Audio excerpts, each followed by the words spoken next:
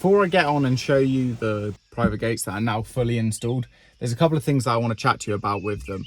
Firstly, it turns out the whole private gate world is a little bit of a scam. A majority of them come from exactly the same factory in the UK. Metal gates especially all come from a specific factory in Manchester, and it doesn't really matter what company you're buying the gates from, they all come from that same factory. You go on Wix and you look at their metal gates, which these are from, and they cost 17 or 1800 quid, I believe my ones were, and that is for 7 foot high by 3.75 wide aluminium black private gates. You go on another company and they're 3,800 quid. They look very, very similar, except for they've got different stock photos, like CGI images of what they look like. And the telltale sign to see if they're coming from the same factory is when you look at the PDFs of the instruction manuals, because, well, Wix, this other company and another company, they all have exactly the same instruction manual. And when you get like the delivery form or you talk to them on the phone, they all come from this specific factory in Manchester, but they just don't actually deal with people like customers like me, if I called them. But yeah, all in, these gates that you're about to see, around £2,000, which is about £1,000 or £2,000 cheaper than these other companies. Some of you might not know what like Chemi-Fix is, which is the thing that I was using a mastic gun to squeeze into the drill holes. And I think the best way to explain what Chemi-Fix is, it's basically like a chemically made concrete. Within like 30-40 minutes it goes solid. And when using Chemi-Fix, obviously the hole does not need to be the same diameter as the thread. So I was using a 14mm SDS drill bit to go into the concrete, and then only like a 10 or 12mm threaded bar. And the Chemi-Fix is what's stopping it from moving. It works really, really well. Is there anything else that I keep getting asked on Instagram or on YouTube about this? The main one, I guess, is that why am I building this? Like, why are you interested in tiny houses and debt-free living and all of that?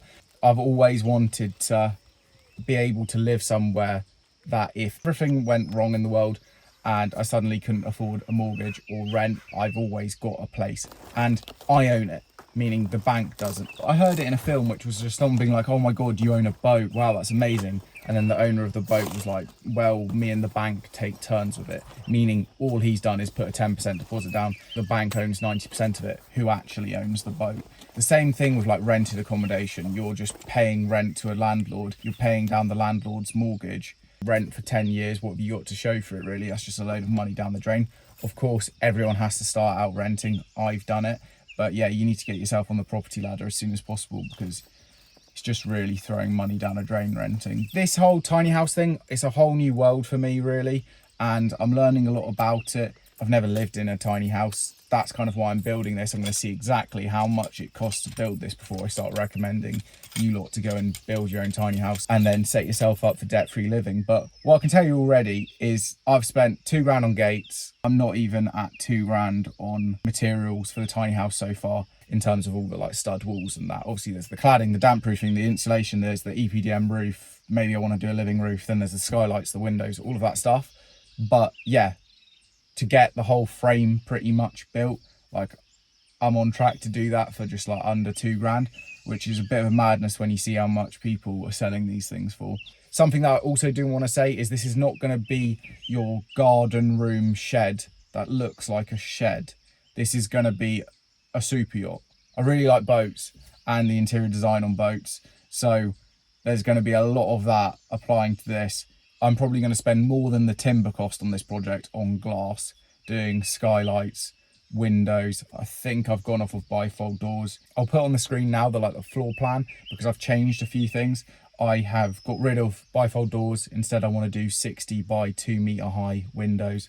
I think I prefer the look of that to just doing the whole wall out of like sliding doors. Another little change to the plan is I've reduced the size of the living room, because I didn't really need like a 3.5 meter sofa. So I'm going to have a 2.5 meter sofa, and I've added that meter into the bathroom, and that's going to allow me to make a lot more luxurious, spacious bathroom. It's still in a tiny house, it's not going to be massive, but I've got a lot of plans, one of which is carbon fibre.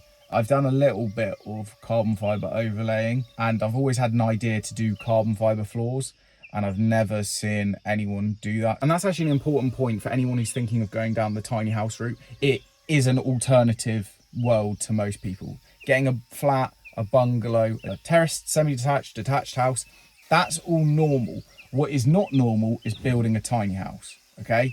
And if you're going to do something that differs from the norm, you better make it feel pretty special. Because if I built this really, really cheaply, I think you might look at some aspects of it being negative.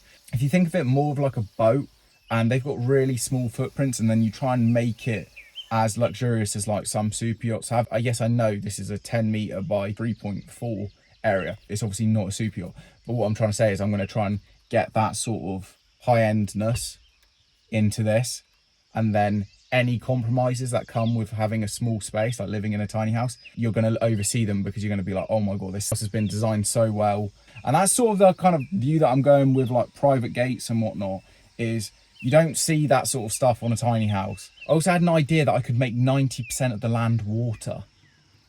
Why?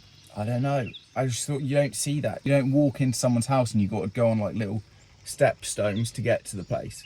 I just thought if I used like core 10 and I did a perimeter and I made it all level, and then I set down like a damp proof membrane at the bottom. I think this part of the land is only 250 square meters. If I made all of it a 20 centimeter deep pool, and then I had stepping stones to walk to different areas, that would just be rich. Or a moat. So I think that's it for this video. Thanks for watching. If you've enjoyed it, please give it a like, comment if you've got any questions or whatever, subscribe if you're new, and next video we'll probably be doing the actual framing of all the walls.